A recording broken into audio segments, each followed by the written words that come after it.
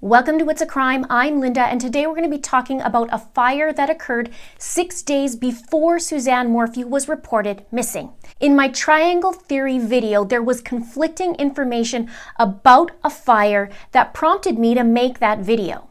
In this video, we're going to be exploring that fire and potentially show you how it could tie into the Suzanne Morphew case. But before I get into it, if you'd like to be part of the It's a Crime community, please click that subscribe button below and hit that notification bell to all.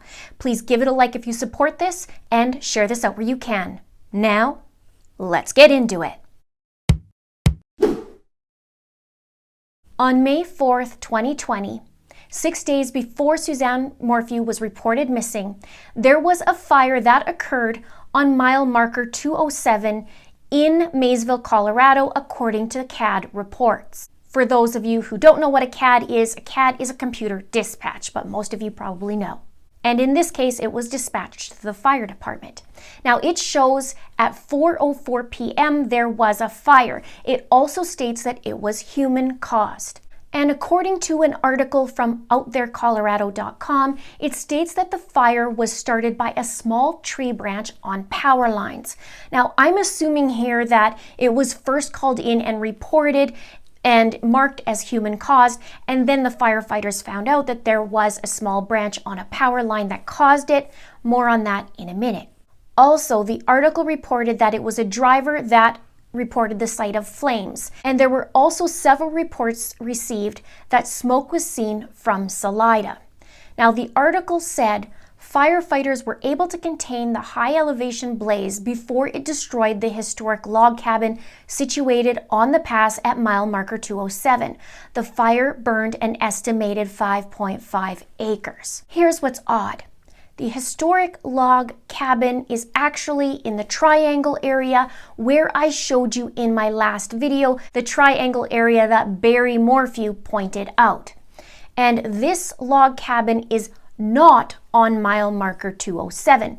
This is what got me first on the hunt for this fire and where the cabin is in the first place, because either it meant that the fire was at mile marker 207 and the cabin is just down the road, but they said, they saved the day and it didn't hit the cabin, and the way it's stated in the article is just not quite accurate, or that fire was actually in the triangle near the cabin.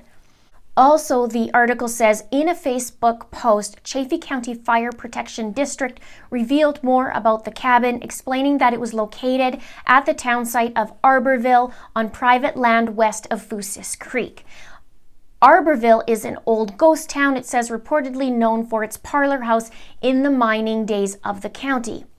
And I described that in my last video as well. And Arborville is actually where that old cabin is where I mentioned, which is in the Triangle near Suzanne's house. But it's not on private land west of Fousis Creek. That's where the fire was.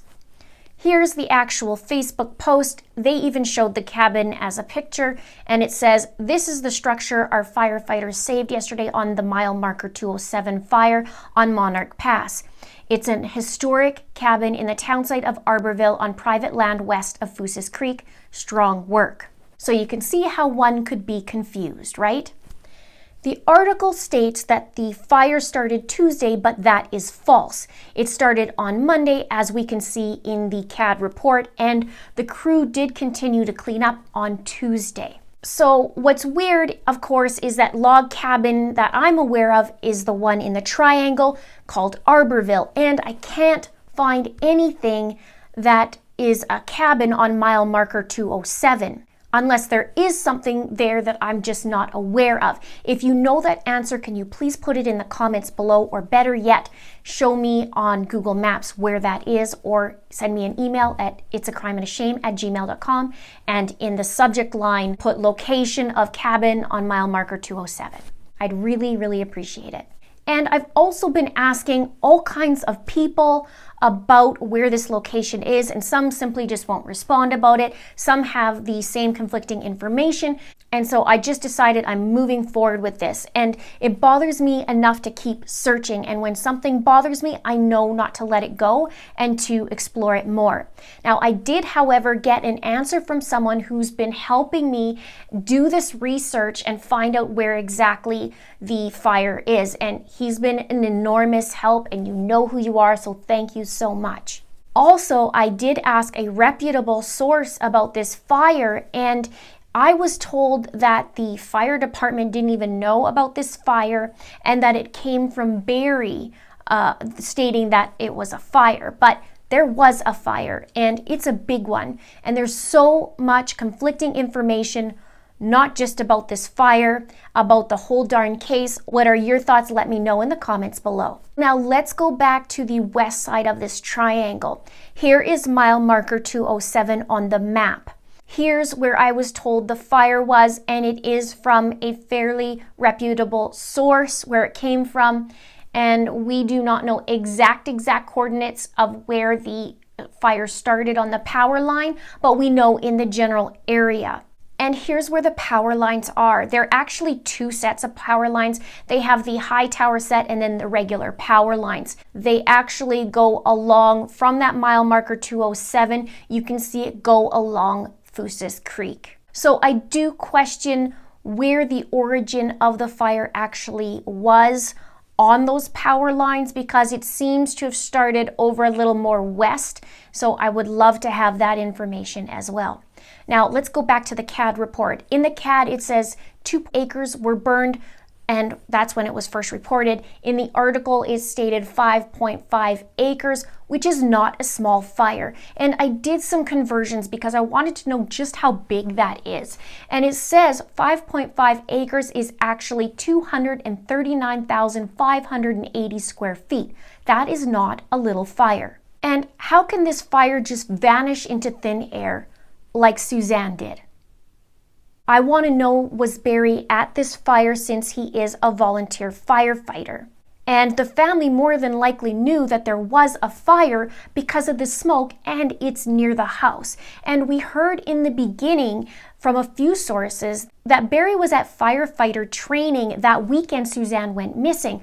And then it changed that he was in Denver, in Broomfield, doing that wall job. So as I said, there's so much conflicting information. We think we need to go one way and then we're diverted to another. Now I want to show you something that's very important. Let's connect some dots. Let's take a look at the map and paint a picture of what we know. We will start with the triangle that Barry talks about and that I covered in my last video. The bike is found in the northwest corner of the triangle. The article that was found was just outside the triangle, heading west, as Barry described on the video. In the Dr. Oz show, Dr. Oz said that it was a helmet that was found. Barry also mentions on the video that he found some men's clothing at Fusis Lake, which is at the bottom of the triangle. Notable is where the area going west, where an article was found, is right near mile marker 207. Also notable, where Fusis Lake is also just south of that mile marker 207. Now here's where it gets further interesting. I'm going to play you a short clip where Barry talks about the article going west and then what he says just after that. We've covered all of this really good, this triangle, with search and rescue. So we're pretty comfortable that she's not in this triangle between the RV park, your truck, this road, and then the next road. But what seems to have happened from the investigators, and they don't give much, and I've got private people working for me, is maybe she was abducted right here. And they found an article going west of hers. They won't tell us what it is. So they sent another team after they found the article that covered this hillside all the way down to the river pretty good. My concerns were this way and that way if it was the cat. because the cats, they drag their prey up the mountain and out of people's. We can't find sign for the cat, but we got rain like right away. Could have washed away sign. So he just said that, so they sent another team after they found the article that covered this hillside all the way down to the river pretty good. That hill that he's talking about, that was covered all the way down to the river really good, this is the same hill that was where the fire area was. And I don't actually think it was searched in September. Again, conflicting information. If you were in the search and you did look in that area, can you please comment below? Send me an email at itsacrimeandashame@gmail.com and let me know the ins and outs of what took place in that area, or just a general idea if you were searching. And here's the map from Profiling Evil of the searches. It doesn't look like that area was searched, although it may have been. It's just really hard to tell. And now let's take it another step further. As I just found out just a couple days ago about the area that was hit on by cadaver dogs. I knew of the hit by the cadaver dogs, but I didn't know of the location. I've been waiting for this information and I just found out, and it's in fact in the triangle. This is no surprise to me, in my opinion. So thank you to Profiling Evil for that info, because this is very important, and it's actually not only in the triangle, but also right near Arborville's cabin. Very interesting. And I've been talking about this triangle over and over and over again since June, pretty much since we've heard about it. If you are a regular viewer, you know what I mean. And if you are new, be sure to check out some of my prior videos. I'll put that in the description below. And in my opinion, there's a bit of, or type of guidance, if you will, by Barry. He asked about the bike, and then the bike was found.